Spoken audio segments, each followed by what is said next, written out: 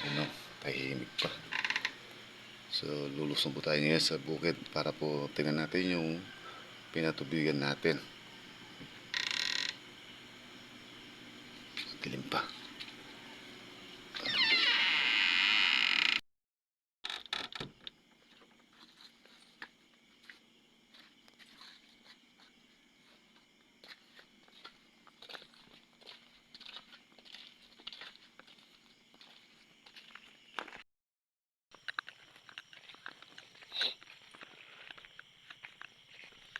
Nakatanda, hindi tayo babalik.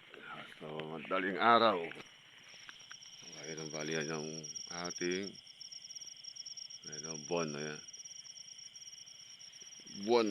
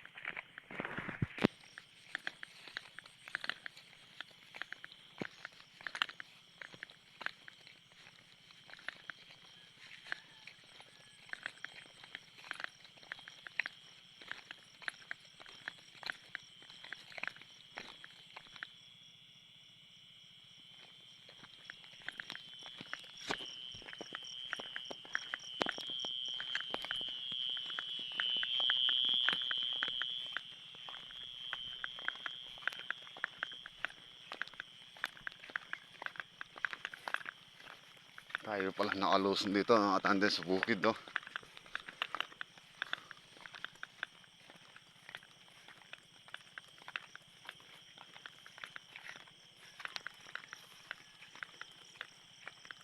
Bali, madaling araw na ngayon ito.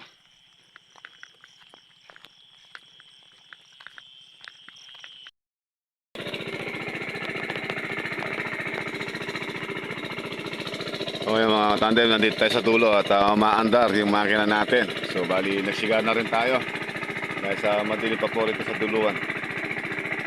Para kahit pa paano po meron tayong iwanag. So yun o, madilim pa, madilim.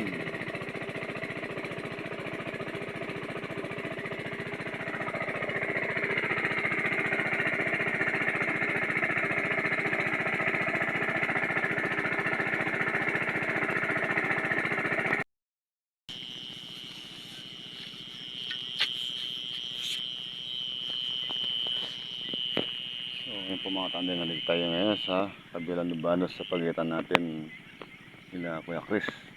So, double check natin yung itong pilapil natin, yung tumatagas dito sa kabila.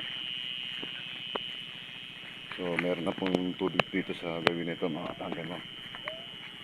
Ayun o.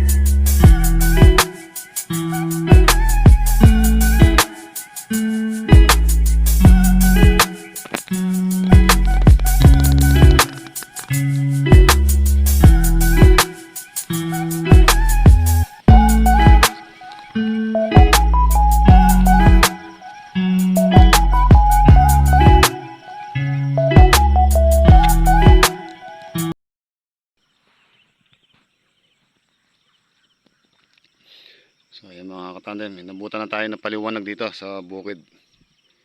So ayan o, nagliliwanag na. Umiingay na po yung mga itik doon sa poultry, sa pinunta natin kagabi. No.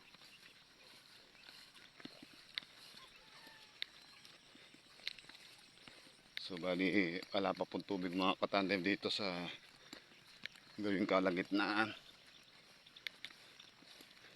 So yung tubig po halos nandito pa lang oh. Yan, andyan pa lang. Dito sa isang malaking pitak natin dito, yung dating tayuan natin ng kubo.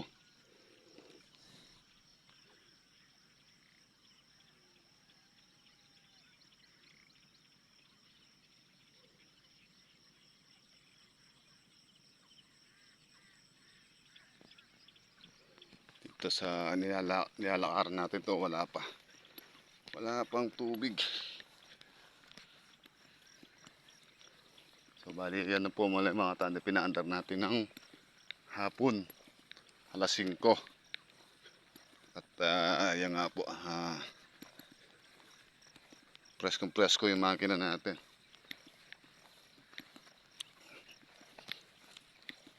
Tapos binalikan natin ng alas 8 ng gabi at tayo umuwi ng mga alas 10. Napalatan naman tayo ng motor. Lupit.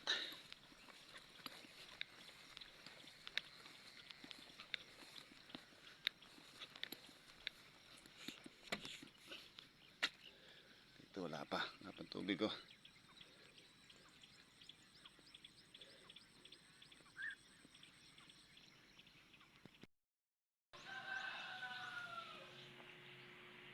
So ayan po mga katandem, nandito tayo sa bahay. So bali tulog pa yung mga kasama natin sa bahay. Kung bali gano'n natin papakulo po tayo ng tubig at magkakape tayo. Samahan po ninyo ako.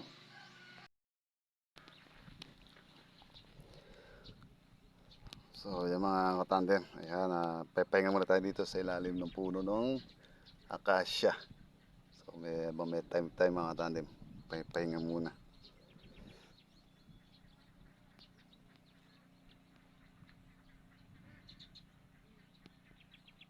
Bago umuwi.